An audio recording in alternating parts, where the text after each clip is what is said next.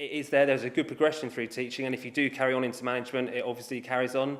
But you can have a very, very comfortable time teaching, and I'm obviously thoroughly enjoying it.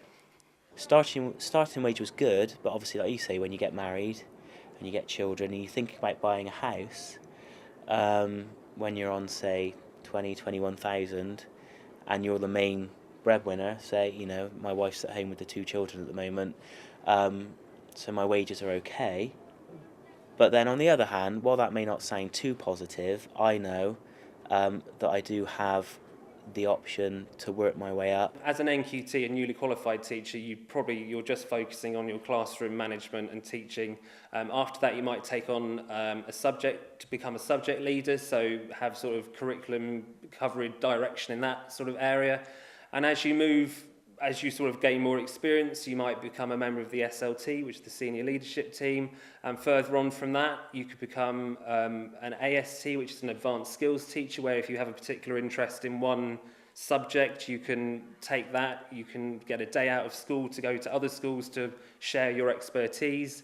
And obviously, from that, you deputy headship. The one thing to remember is wages do go up on a yearly basis. So it's not, I've got friends that have been in jobs for 5 years and they've been on a set wage and it hasn't moved. Apart from the 2% increase, whereas we're on a structured pay scheme. So every year, as you get more experience, you take on subjects. So you don't you're not a class teacher and then the next jump you have to be a deputy head, and then the next jump you have to be a head.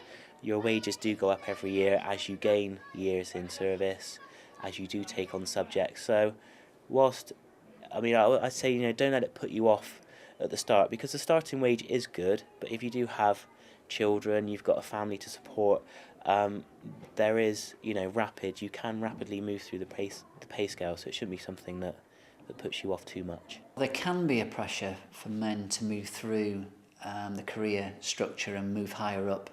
I think the pressure of that is that people feel that, you're a man, so you're going to be a head teacher one day. And that's not for everybody. Everybody doesn't have to be a head teacher.